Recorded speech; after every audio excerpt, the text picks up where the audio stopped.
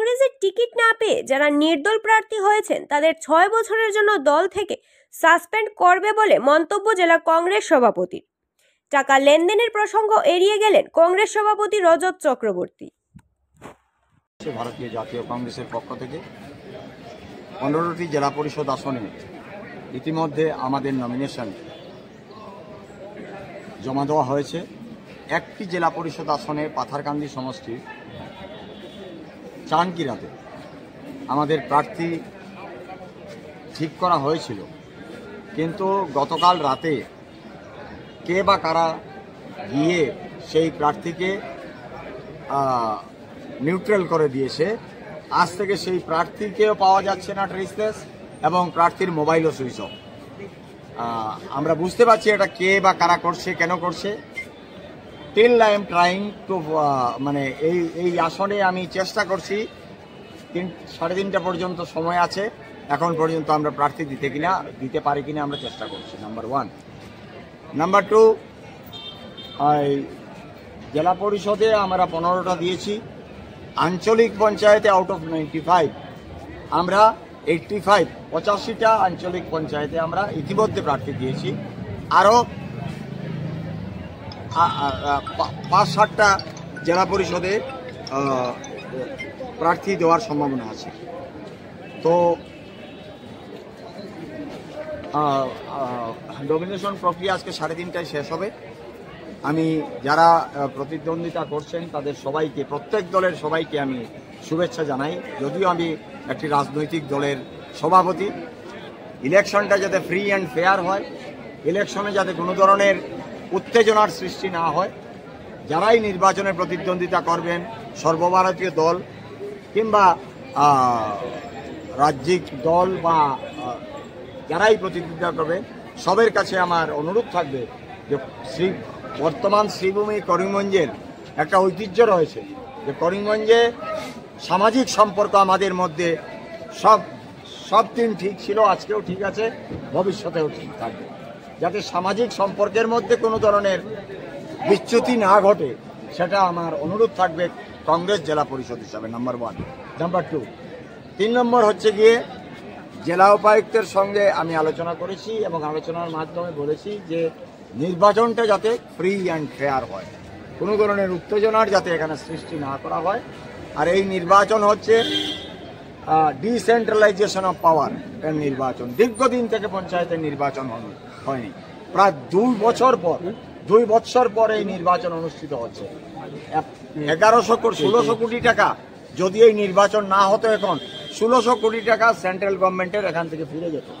তাই আমি ধন্যবাদ জানাই election commission of Assam as well as India যে এই নির্বাচন অনুষ্ঠিত করার জন্য, এবং আগামীতে সমগ্র আসামে কংগ্রেস, ভারতীয় জাতীয় কংগ্রেস সব জায়গায় মোটামুটিভাবে প্রতিদ্বন্দ্বিতায় প্রার্থী নিক্ষেপ করেছে, এবং আমরা আশা করি যে সমগ্র আসামে এই পঞ্চায়েতে ভারতীয় জাতীয় কংগ্রেস ভালো ফল লাভ করে। একটা অভিযোগ উত্থাপন হয়েছে যে কংগ্রেসের আপনার উপরে এবং কিছু শীর্ষ কংগ্রেসের বিষয়বস্তু টাকার বিনিময়ে টিকিট প্রদান করা হয়েছে। কে বা কারা উত্থাপন করেছে আমি জানি না, তবে কংগ্রেসের মধ্যে আমার যে নেতা সর্বভারতীয় রাহুল গান্ধী, উনি বলেছেন যে কংগ্রেস একটা মহাসাগর, সমুদ্র, 130 বছরের উপর তার আয়ু, এবং এই কংগ্রেস থেকে প্রোডাক্ট হয়ে অনেকে আজকে বিজেপিতে চালাচ্ছেন। আসামের যে বর্তমান সরকার, এই সরকারের যিনি মুখ্যমন্ত্রী, উনি 15 বছর কংগ্রেস সরকারের মন্ত্রী ছিলেন, and he was the second in command. তো আজকে এগুলো কথা বলে লাভ নেই। আমি এটা বলবো যে বিজেপির এজেন্ট যারা কংগ্রেসের মধ্যে রয়েছে, রাহুল গান্ধী সম্পূর্ণ নির্দেশ দিয়েছেন যে আমার সিট হারুক, আমার সিট জিতুক, তাতে কিছু যায় আসে না, কিন্তু দিনে কংগ্রেস, রাত্রে বিজেপি যারা করতে চায় তাদেরকে দল থেকে বহিষ্কার করে, if necessary let us start our journey from 0 point. এবং অ্যাকর্ডিংলি সমস্ত নমিনেশন প্রসেস করিমগঞ্জে করা হয়েছে, এবং যে বা যারা এই কথাগুলো বলছে, প্রার্থীর, আমার কংগ্রেস প্রার্থী যাদেরকে দেওয়া হয়েছে তাদের বিরুদ্ধে নমিনেশন ইতিমধ্যে কে সাবমিট করেছে আমি খবর পেয়েছি। কাজেই he will be suspended from the party very soon for 6 years.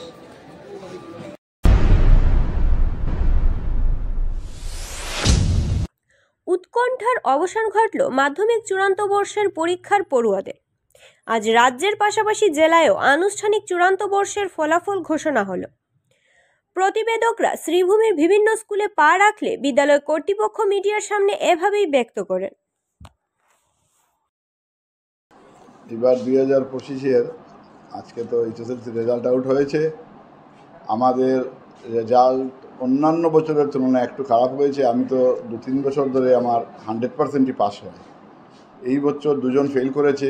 85 candidate appear করেছিল, 83 পাস করেছে।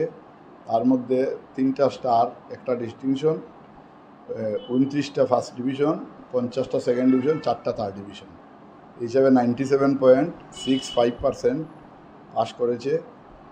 তো দুজন যারা ফেল করেছে ওদের মার্কশিট দেখলাম, ওরা শুধু হিন্দিতেই 17 করে পেয়েছে, অন্য সাবজেক্টগুলোতে এবার 50% মার্ক পেয়েছে।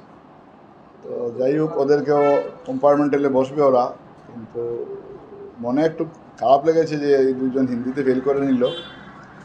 তো এই ব্যাপারে আমাদের স্টাফের, সবসময় আমি বলি যে স্টাফের সহযোগিতা এবং তারা ওদের যে পরিশ্রম, 9-10-এ আমাদের স্কুলে আলাদা একটা পরিশ্রম করে টিচাররা, যাতে 9 থেকেই স্টুডেন্টরাদের ভালো করে পড়ার একটা টেন্ডেন্সি গ্রো করে ওদের মধ্যে। এই বছরও কালকে আমাদের 9-এ একটা টেস্ট নেওয়া হয়েছে যে প্রিভিয়াস নলেজ কার কীরকম আছে। তো আজকে রেজাল্ট দেওয়া হয়েছে, অনেকেরই খারাপ হয়েছে, বলা হয়েছে যে এটা ভালো করে পড়াশোনা করতে। তো এইভাবে হয়তো সামনের বার আবার 100% যাওয়ার একটা চান্স আছে আমাদের, মানে সবাই স্টাফরাও বলছেন, দেখা যাক কী হয়। তথাপিও তো ঠিক আছে, করিমগঞ্জের রেজাল্ট একটু খারাপ হয়েছে, এটাও খারাপ লাগছে। দেখছি শিক্ষামন্ত্রী টুইট করেছেন, কিন্তু এটা তো আর অফিসিয়াল কারো দোষ নয়, প্রাইভেট স্টুডেন্টও আছে। 24-এ এবার 25-এ 2025-এ গিয়ে আমাদের 3 নম্বর ব্যাচটা অ্যাপিয়ার হলো। এবারে আমাদের পরীক্ষার্থী যারা অ্যাপিয়ার করেছে তাদের সংখ্যা ছিল 49। তার মধ্যে আমাদের পাস করেছে 48। একজন ছাত্র একটা সাবজেক্টে খারাপ করেছে, তাই পাস পার্সেন্টেজ এসছে আমাদের 98%। তার মধ্যে আমাদের ফলাফল খুবই ভালো হয়েছে। ফার্স্ট ডিভিশনে আউট অফ 49, 42 স্টুডেন্টস, তার মধ্যে 9 জন পেয়েছে ডিস্টিংশন, 12 জন পেয়েছে স্টার, আর 6 জন পেয়েছে সেকেন্ড ডিভিশন। থার্ড ডিভিশন নেই। লেটার মার্কস সব সাবজেক্ট মিলিয়ে 125 লেটার্স, 125টা লেটার্স হয়েছে।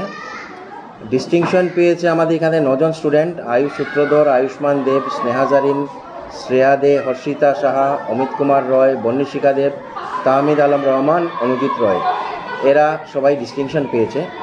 তো এই হচ্ছে আমাদের ওভারঅল রেজাল্ট এইবারের।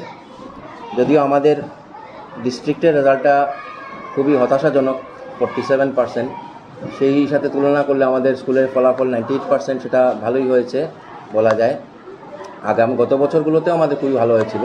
তো অ্যাকর্ডিংলি এইবারও আমাদের স্টুডেন্টগুলো ভালোই রেজাল্ট ফলাফল করেছে। আমি আমাদের শিক্ষক শিক্ষিকা যারা ছিলেন তাদেরকে অনেক পরিশ্রম করে পড়িয়েছেন, তাদেরকে সকলকে ধন্যবাদ।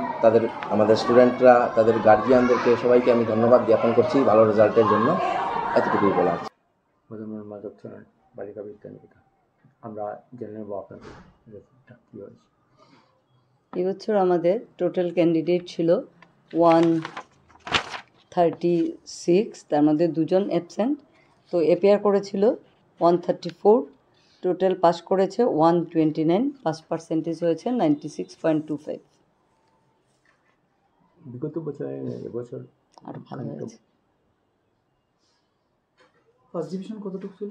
88, সেকেন্ড ডিভিশন 39, থার্ড ডিভিশন 2 জন, স্টার 7টা, total number of letters 75।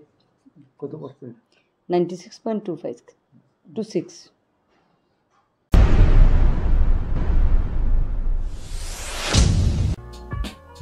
Dear parents, students, and well-wishers, you all know Vivekananda Senior Secondary School, also known as Vivekananda Junior College, was established in 2003 at Chenkuri Road, Silchar. pin code 788007, having science, arts, commerce streams. Every year in HS examination, our students have been passing out with positions, distinctions, star marks, and huge numbers of letters. In degree unit, we have Encipal Memorial Degree College, which was established in 2010 and affiliated under Assam University. Both of our institutions have been guided gracefully by the experienced and qualified faculties in well-infrastructure, environmental-friendly institution.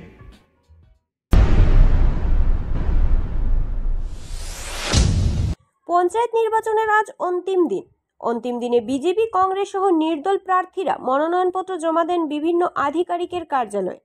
জয়ের ব্যাপারে সবাই আশাবাদী। জয়ী হলে সমস্যার সমাধানে সচেষ্ট হবেন বলে আশা ব্যক্ত করেন প্রার্থীরা। সামগ্রিক পরিবেশ আমাদের মিডিয়ার ক্যামেরায় বন্দী হয়। এই লড়াইয়ে আমিনা বেগম বিপুল ভোটে জয়, একার খেলা আর হবে না। একবার দেখিয়ে দিব যে লক্ষ্মীবাজার জেলা পরিষদে সমগ্র আসামের মধ্যে হাইয়েস্ট ভোটে জিতবো। আমাদের লড়াই কংগ্রেসের বিরুদ্ধে নয়, আমাদের লড়াই দালাল ভূপেন বরা, আমিনুর রশিদ শামীম টাকার বিনিময়ে যে টিকিট দিয়েছেন তার বিরুদ্ধে লড়াই। আগামী দিনে গৌরব গগৈর নেতৃত্বে, ভূপেন বরার নেতৃত্বে নয়, গৌরব গগৈর নেতৃত্বে, রকিবুল হোসেনের নেতৃত্বে, দেবব্রত সেনের নেতৃত্বে, শত্রুরের নেতৃত্বে আমরা কংগ্রেসে আবার ফিরে আসবো আর দালালদেরকে তাড়িয়ে বিতরণ করবো করিমগঞ্জ থেকে। আমাদের আজকে থেকে যুদ্ধ শুরু হয়েছে।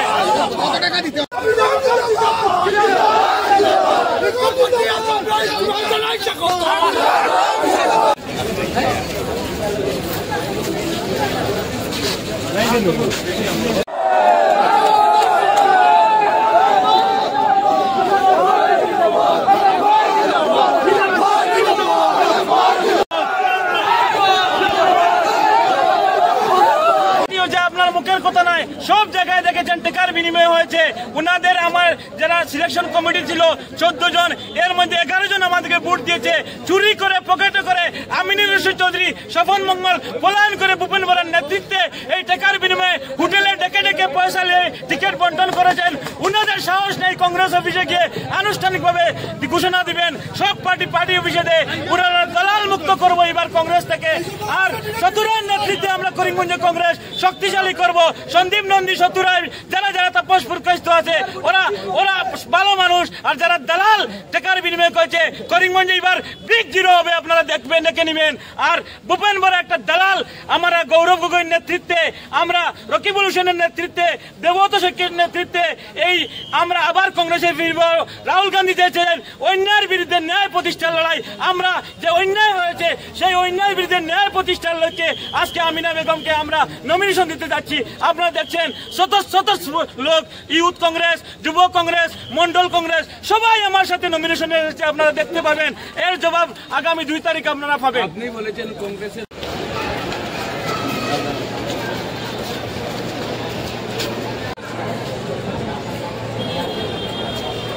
অবশ্যই কোন আসন থেকে আজকে মনোনয়নপত্র চলছে? আমি নিলামবাজার নিলামবাজার জেলা পরিষদ আসন থেকে নির্দল প্রার্থীদের প্রতিযোগিতা করছি। জয়নিয়া কতটুকু আসা হবে? জয়নিয়া কতটুকু আসা হবে? দেখুন, গতকাল তো জেলা পরিষদ ছিলাম, গান্ধী ব্রাহ্মণ জেলা পরিষদ।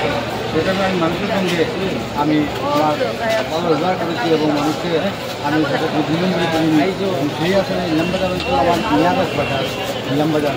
তাই নিলামবাজার মানুষ আমার সম্বন্ধে অতি বল, মানুষ আমার সম্বন্ধে মানে ভোট সার্টিফিকেট দিয়েছে এবং মানুষ আমাকে কথা দিয়েছে যে তুমি যদি দলের থেকে না দেও, তুমি নির্দল থেকে গেলো, ভোট তো জনগণ দেবে, ভোট তার কোনো দল দেবে না। ভোট আমরা সবাই তোমাকে মিলিয়ে আমরা জানার চেষ্টা করবো তুমি নির্দল থেকে যাবো। তাই আমি মানুষের কথা কংগ্রেসের একজন একনিষ্ঠ কর্মী আপনি। হ্যাঁ, দেখা গেছে যখন বিধায়ক কমলাক্ষ বিকাশ বিজেপিতে যোগদান দেওয়ার জন্য প্রেশার দিয়েছিলেন তখনও যাননি, কিন্তু তারপরেও কংগ্রেস আপনার মতো মানুষকে কেন বঞ্চিত করেছে? দেখুন, আমি সত্যি কথা বলতেছি, কংগ্রেসের কোনো আইডিওলজি নেই। কারণ কংগ্রেস আজকে টাকায় বেশি হচ্ছে, কংগ্রেসের কোনো সত্যতা নেই। যদি থাকতো তাহলে আমাদের তুলসী বিধায়ক আজকে কংগ্রেস ছেড়ে চলে গেছে। এবং আমি বিশ্বাস করেছিলাম যে আমরা মুষ্টিমে কিছু লোক আমরা কংগ্রেসকে বিশ্বাস করে আমরা রয়েছিলাম যে কংগ্রেসের আদর্শে আদর্শিত হয়ে আমরা হয়তো ভালো একটা রেজাল্ট দেখাবো।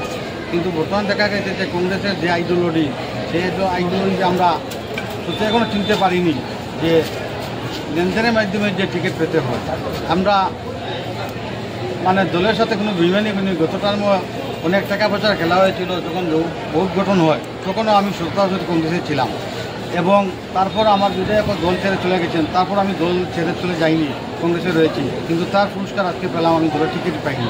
আজকে যাকে টিকিট দেওয়া হচ্ছে সে আমার ছোটো ভাই, কিন্তু আমার আশা ছিল 100% আমাকে বলেছিলেন যে তুমি টিকিট পাবে, কিন্তু তারপর আমাকে টিকিট দেওয়া হয়নি। তার জন্য আমার অঞ্চলের জনসাধারণ বলেছে যে তোমাকে টিকিট তো যেতে পারবে না, যেটাতে হলে আমরা ভোটের প্রয়োজন, আমরা তোমার সাথে সবাই আছি, আমরা তোমার সাথে। কত টাকার বিনিময়ে টিকিট বিক্রি হয়েছে? এটা অনেক টাকার বিনিময়ে বিক্রি হয়েছে, সেটা তো আর আমাকে সামনে রেখে করা হয়নি, তাই সঠিক নির্ধারণ দিতে পারবো না। ভোটের মুখে শুনছি অনেক টাকার বিনিময়ে বিক্রি। আপনার কাছে কোনো ডিমান্ড হয়েছিল? আমার কাছে কোনো ডিমান্ড হয়নি, আমাকে সেই জন্য বলা হয়নি, তাও বলতে পার।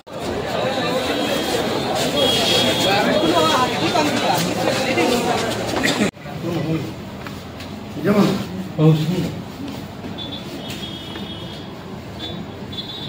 Thank you.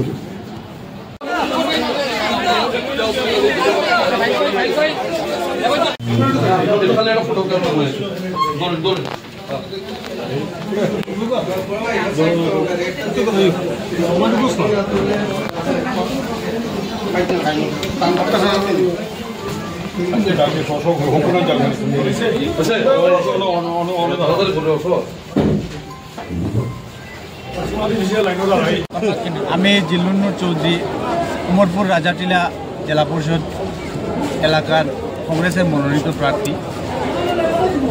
আমি আশা রাখি আমার অঞ্চলের সকল জনগণ এবার কংগ্রেসমুখী, কারণ বিগত সময়ে আমি আমার সমষ্টিতে চষে বেরিয়েছি, তখন মানুষ কথা দিয়েছে যে এবার আমরা শুধু কংগ্রেসেরই গান গাবো, অন্য কোনো গান এখানে চলবে না। তাই এখানে আরও কিছু অভিযোগ রয়েছে যে বর্তমান যে শাসক দল রয়েছে তাদের স্বজনপোষণ নীতির বিরুদ্ধে, প্লাস তাদের যে এই বর্তমানে যে একটি ওয়াকফ নিয়ে একটা বিরাট ক্ষোভ রয়েছে জনগণের মধ্যে। আমি আশা রাখি যে আমাদের জয় নিশ্চয় হবে। যদি পুরো নর্থ করিমগঞ্জের মধ্যে যদি কোনো শিওর সিট থাকে তাহলে উমরপুর রাজাটিলা সমষ্টি একমাত্র শিওর সিট, যেটা বিপুল ভোটে জয়লাভ। আমার নাম শ্রীজয়ী পাল দে, আমি জেলা পরিষদের ক্যান্ডিডেট। আপনার মাইজগ্রাম সুপ্রাকান্দি জেলা পরিষদের ক্যান্ডিডেট। দাদা আমার কাকুকেও ধন্যবাদ যে আমাকে এই কংগ্রেস দলে আমি একদম নতুন জার্নি শুরু করছি, এখানে আমাকে আনার জন্য। আর আপনাদের কাছেও অনুরোধ যাতে আমাকে সহায়তা করুন, এই বড়দের আশীর্বাদ আমি কামনা করি, সহযোগিতা করুন। আচ্ছা, আপনি কংগ্রেসের ক্যান্ডিডেট হয়ে বিজেপির রাজ্যসভার এমপি মিশন দাসকে প্রণাম করেছেন, এই বাসীর এটা প্রত্যাশা ছিল যে কংগ্রেস ভালো একজন প্রার্থী চয়ন করবে। আশা করি খালিগঞ্জবাসী বলবেন, আমি বলার কথা নয়, একজন ভালো প্রার্থী চয়ন করেছে কংগ্রেস। এবং এই প্রার্থী চয়ন করার পর আজকে আনুষ্ঠানিকভাবে আমরা মনোনয়নপত্র আমার সহধর্মিণী খাদিজা বেগম জমা করেছেন এখানে। আমরা সেই পন্থা নিয়ে মানুষের দোয়া আশীর্বাদ নিয়ে আজকে এসেছি এখানে, আমরা মনোনয়নপত্র জমা দিয়েছি এবং আমরা আজ থেকে নির্বাচনী ময়দানে আমরা মাঠে ঝাঁপিয়ে পড়ব এবং মানুষের প্রত্যেকটি সমস্যার খবর রাখবো। কি প্রধান সমস্যা নিয়ে আপনি? সবকটি সমস্যা। মানুষের এখন প্রধান সমস্যা হলো ডিলিমিটেশনের সমস্যা। মানুষকে ডিলিমিটেশন করে ছিন্ন করে বিভিন্ন এই জিপির মানুষকে অন্য জিপিতে 10 কিলোমিটার দূরে দেওয়া হয়েছে, 10 কিলোমিটারের মানুষকে অন্যভাবে নেওয়া হয়েছে, এইভাবে মানুষকে ছিন্ন করা হয়েছে। হ্যাঁ, সেটা আমরা কীভাবে সমাধান করা যায় তার জন্য চিন্তা চর্চা করছি। এটা নির্বাচনী পরবর্তী সময়ে আমরা সেই বিষয় নিয়ে আমরা সমস্যাগুলো সমাধান করার জন্য আমরা এগিয়ে চলব। এবং আরও মানুষের উন্নয়ন নিয়ে সমস্যা তো রয়েছে, আরও অনেক সমস্যা রয়েছে। ওয়াকফ নিয়ে সাধারণ মানুষ খেপিয়ে রয়েছেন, বিশেষ করে উভয় সম্প্রদায়ের মানুষ। এই ওয়াকফ সম্পত্তি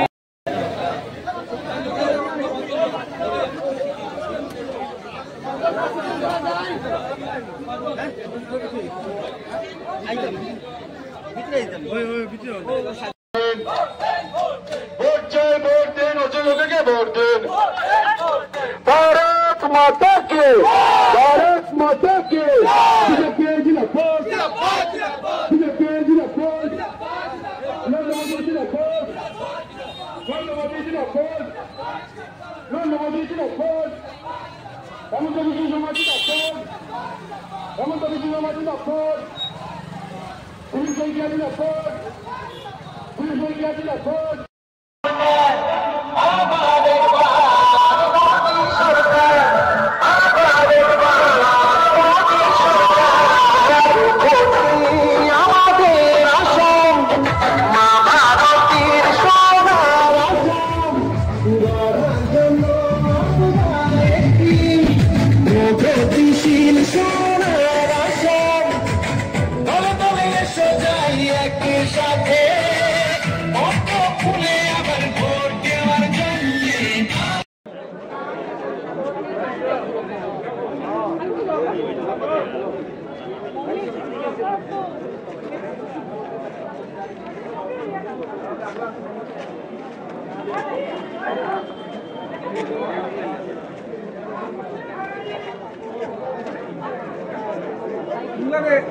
ডাকলাম মানুষকে দেখাই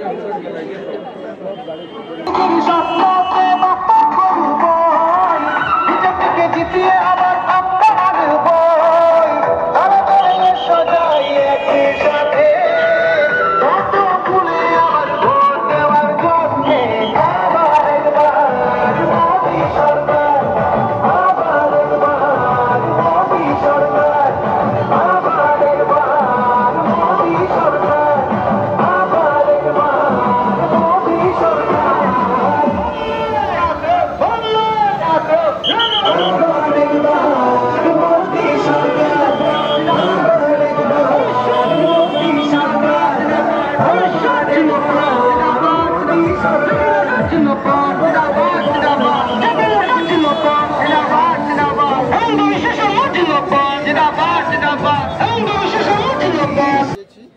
আমি আমাদের নেত্রী শিবরাগুন মহাদয়া এবং আমাদের 3 মণ্ডল সভাপতি সহ আজকে আমরা জেলা পরিষদের মনোনয়ন আমি জমা দিয়েছি।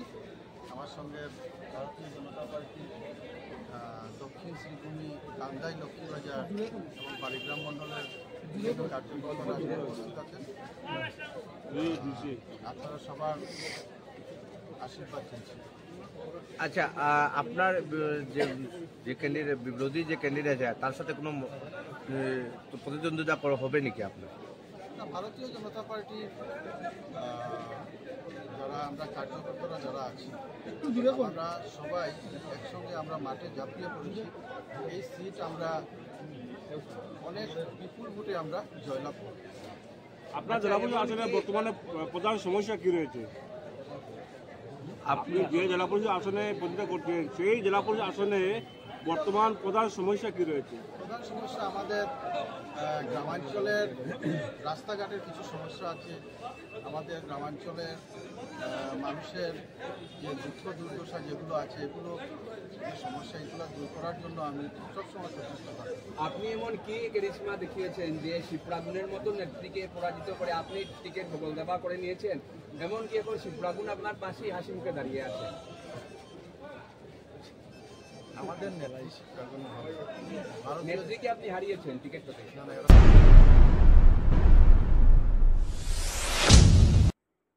ওয়াকফ সংশোধনী বিল প্রত্যাহারের দাবিতে শিলচর মেহেরপুর কাঁঠাল পয়েন্ট জামে মসজিদ ও কাঁঠাল রোড পূর্ব ভকতপুর জামে মসজিদ সহ বিভিন্ন মসজিদে কালো বেজ পরিধান করে প্রতিবাদে সামিল হন ইসলাম ধর্মাবলম্বী জনগণ।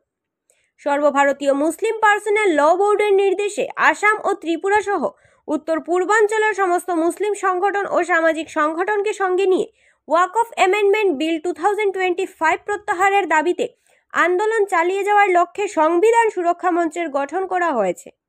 সংবিধান সুরক্ষা মঞ্চের তরফে প্রথম দফার আন্দোলন 10 এপ্রিল থেকে শুরু হয়ে আগামী 7 জুলাই পর্যন্ত চলবে।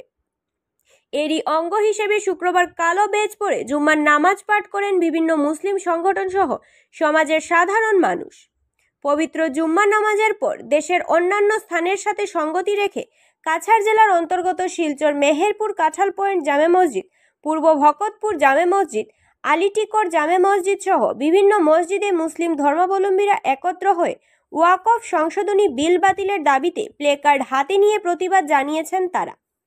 বিলটিকে সংখ্যালঘুদের ধর্মীয় ও সামাজিক অধিকারের পরিপন্থী বলে দাবি করে এর তীব্র বিরোধিতা করেন। প্রতিবাদকারীদের বক্তব্য, ওয়াকফ বোর্ড সংক্রান্ত এই সংশোধনী বিল মুসলিম সম্প্রদায়ের ধর্মীয় প্রতিষ্ঠান ও সম্পদের উপর সরাসরি হস্তক্ষেপের শামিল। তারা সরকারের কাছে অবিলম্বে এই বিল প্রত্যাহারের দাবি জানান। এই প্রতিবাদ কর্মসূচি শান্তিপূর্ণভাবে সম্পূর্ণ হয়। আইন একটা আনেছে, সেই আইনের বিরুদ্ধে আমরা অত্যন্ত মর্মান্বিত হয়েছি এবং দুঃখ প্রকাশ করছি যে একটা জনগোষ্ঠীর কেন টার্গেট করা হয়েছে।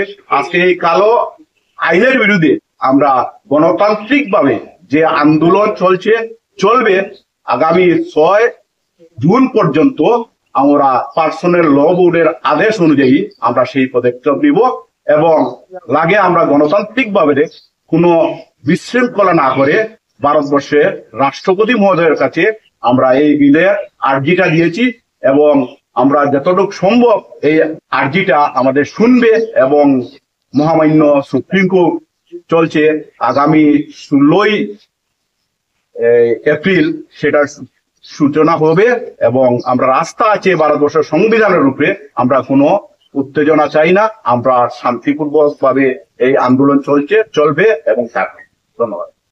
আমরা মহলপুর কাটাল রোড জামা মসজিদের এই মহল্লাবাসীর তরফ থেকে আমরা বলতে চাই, ভারত সরকারের কাছে অনুরোধ জানাই যে এই কালা কানুন যেটা আমাদের উপরে চাপিয়ে দিয়েছেন সেটা সরানোর জন্য, যেটা মুসলমানের অধিকার, যেটা সুষ্ঠুভাবে যারা আমাদের সংবিধান দিয়েছে এটা যেন আমরা আবার যেরকম ছিল এটা আমরা পাই। এই অনুরোধ আমরা জানাবো সরকারের কাছে। কেন এটা গণতান্ত্রিক দেশ, সবার সমান অধিকার আছে, যার কারণে শুধু মুসলমানের উপরে নতুন নতুন কানুন দিয়ে এরকম মুসলমানদেরকে হেনস্থা না করে আমরা আমাদের সরকারের কাছে অনুরোধ জানাবো যে এই কালা কানুনটা যেন উঠিয়ে আগের মতো যেরকম মুসলমানের যে অধিকার ছিল ওয়াকফ বিলের সম্বন্ধে যেটা আমাদের সংবিধান দিয়েছে এই সংবিধান অনুযায়ী এটা আবার যেরকম ছিল এটা করে দেওয়ার জন্য আমরা সরকারের কাছে অনুরোধ জানাচ্ছি।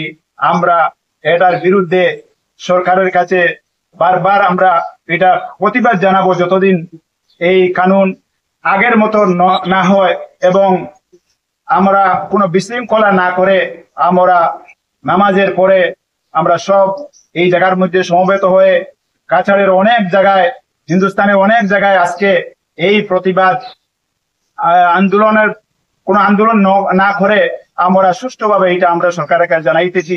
আমাদের আর্জি যেন আমরা পালন করেন সরকারের কাছে এই অনুরোধ থাকবো। ওয়া আখিরু দাওয়ানা আলহামদুলিল্লাহি রাব্বিল আলামিন।